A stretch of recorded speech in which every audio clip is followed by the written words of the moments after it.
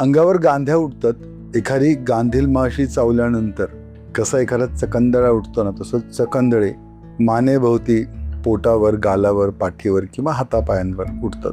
तर अशा आजाराला अर्टिकरियल रॅशेस किंवा शीतपित्त म्हणतात आयुर्वेदानुसार. आणि हा आजार साधारण एप्रिलपासून जूनपर्यंत जास्त पाहायला मिळतो आणि त्यातल्या त्यात मे महिन्यामध्ये याचे रुग्ण जास्त असतात प्रॅक्टिसमध्ये. तर बरेच रुग्ण खाज कमी करण्यासाठी किंवा त्वचेवरची भगभग कमी करण्यासाठी anti allergic in the form of सेटझाईन किंवा लिव्होसेटझाईन किंवा लोराटिडिन किंवा फॅक्सोफिनाडिन अशी वेगवेगळी प्रचलित शास्त्रातील औषधं घेत असतात. आणि अशा औषधांचे दुष्परिणाम खूप वाईट असतात मित्रांनो.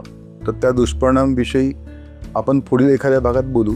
पण आजच्या भागामध्ये या शीतपित्ताची किंवा अर्टिकरियल रॅशेसची कारणं काय असतात ती समजावून घेऊयात. अचानक वातावरणात झालेला बदल, अचानक उष्णता वाढली किंवा अचानक थंडी पडली की शीतपित्ताचे रुग्ण जास्त पाहायला मिळतात. अर्टिक्युलर रॅशेस हे कधी कधी न आवडणाऱ्या आणि सवयीचं नसणाऱ्या अन्नपदार्थांमुळे होतो. एस्पेशली जे वारंवार नट्स खात असतात, शेंगदाणे किंवा काजूचं प्रमाण जर जास्त खाण्यात आलं ना तरी सुद्धा पित्ताच्या गांध्या उठतात. मासे, शिंपले किंवा प्रॉन्स खाणारे जे लोक असतात अशा लोकांना एस्पेशली उन्हाळ्यात जर हे पदार्थ जास्त खाल्ले गेले तर मग नक्कीच गांध्या उठतात. काही औषधाचे दुष्परिणाम असतात. आता घरटी रुग्ण, एखादा उच्च रक्तदाबाचा, मधुमेहाचा किंवा कार्डियक पेशंट्स असतात, किडनी डिसीजसाठी आपण काही औषधं कंझ्युम करत असतो, कोलेस्ट्रॉल लेवल कमी करणारी काही औषधं असतात. आणि अशा औषधांचा दुष्परिणाम हा अर्टिकल रॅशेस असू शकतो. त्याच्यामुळे असे दुष्परिणामची खात्री करणं फार शहाणपणाचं असतं.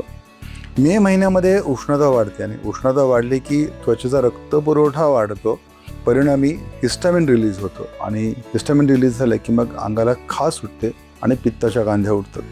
काही लोकांना व्यायाम केल्यानंतर, जिममधून बाहेर पडल्यानंतर गांध्या उठतात. काही लोकांना उन्हात शिरून आल्यानंतर सुद्धा गांध्या उठतात. काही लोकांना घाम जास्त आल्यानंतर, ज्यावेळेला आपल्या शरीरातले इलेक्ट्रोलाइट इम्बॅलन्सेस होतात त्याला गांध्या उठतात. तर तुम्ही उन्हात फिरून अचानक AC मध्ये आलात किंवा AC मधून अचानक उन्हात गेलेत ना तरीसुद्धा काही लोकांना गांध्या उठत असतात. तर दूषित पाण्याशी संपर्क, दूषित हवेशी संपर्क, इव्हन धुळीशी संपर्क किंवा खाणं पिणं आणि झोपणं याचं जर ताळतंत्र नसेल अजिबात तरी अंगावर गांध्या उठतात. Exposure to the fabric dyes हे कारण असते. स्पेशली ज्यांचा संपर्क हा वेगवेगळ्या कपड्यांशी येत असतो, कापड दुकानात काम करणारे कामगार असतील किंवा जे टेलर असतात अशा लोकांचा संपर्क सतत कपड्यांशी असतो आणि त्याच्यामुळे सुद्धा अंगावर गांध्या उठतात. किंवा डिटर्जंट्स असतात काही किंवा काही सोप्स असतात ते सुद्धा कधी कधी कारण असतं. काही ऑटोइम्युन डिसीजेस असतात की ज्याच्यामध्ये पित्ताच्या गांध्या हे एक लक्षण असू शकतं. तर वेगवेगळ्या आजारांमध्ये जरी गांध्या उठत असतील तर नेमकं कोणत्या कारणामुळे ते गांध्या उठतात याचं व्यवस्थित निदान करून औषधं घेतली तर मग नक्कीच कायमचा अशा आजारांमध्ये फरक पडतो. तर आपण पुढील भागामध्ये शीतपित्त किंवा अर्टिकल रॅशेसची लक्षणं काय असतात त्याच्याविषयी बघूयात.